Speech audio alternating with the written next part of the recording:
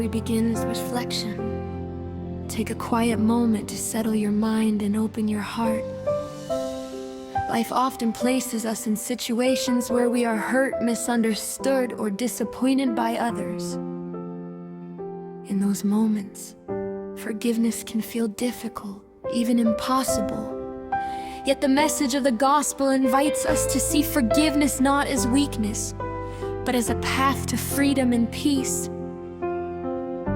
Today's reflection helps us discover how choosing to forgive can release the burden we carry within our hearts. This brings us to the reflection titled, "And the freedom that comes when we choose to forgive." We begin with this story. One afternoon, two friends stopped speaking to each other after a small argument. Days passed, then weeks.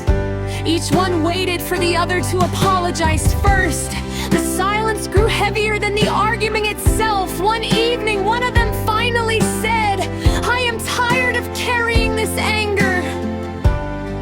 He sent a simple message asking to talk. The friendship slowly healed. Later he admitted something surprising. The moment he chose to forgive, he felt lighter inside, even before the other person replied.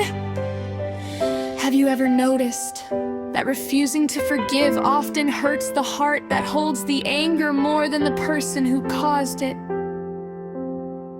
In the Gospel according to Matthew chapter 18, verses 21 to 35, Peter once asked Jesus a question many people still wonder about. "Lord, how many times must I forgive someone who wrongs me? Up to 7 times?" Peter probably believed he was being generous, but Jesus replied, "Not 7 times, but 77 times." With these words, Jesus was not giving a number to count. He was teaching that forgiveness should not have limits. To make this clearer, Jesus told a parable. A king decided to settle accounts with his servants. One servant owed him an enormous amount of money, far more than he could ever repay. The servant fell on his knees and begged for patience. Moved with compassion, the king forgave the entire debt. But when that same servant met a fellow servant who owed him a much smaller amount, he refused to show mercy. He grabbed him and demanded payment. Even when the man begged for time, he had him thrown into prison.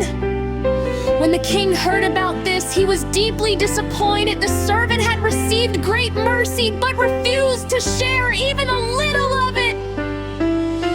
The message of Jesus is clear. Every person has received mercy from God in countless ways.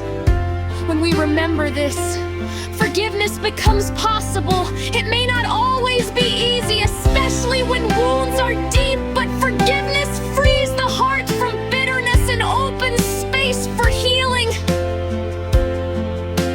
Forgiveness does not mean pretending the hurt never happened. It means choosing not to let the pain control your heart. It means trusting that God sees everything and that mercy is stronger than resentment. As we reflect today, we are invited to look honestly at our hearts. Is there someone we are still holding in the prison of our anger?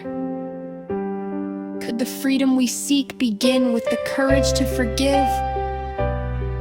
Take a moment to reflect on this question. Who might God be inviting you to forgive today so that your heart can be free? If this reflection touched your heart, please take a moment to like, comment, share, and subscribe to the channel so that more people can listen to these reflections and be encouraged by the Word of God. Thank you for allowing the Word of God to nourish your soul today. God bless you and protect you from every danger.